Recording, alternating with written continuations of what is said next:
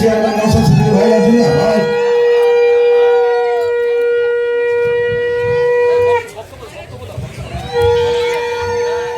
ISF জিন্দাবাদ।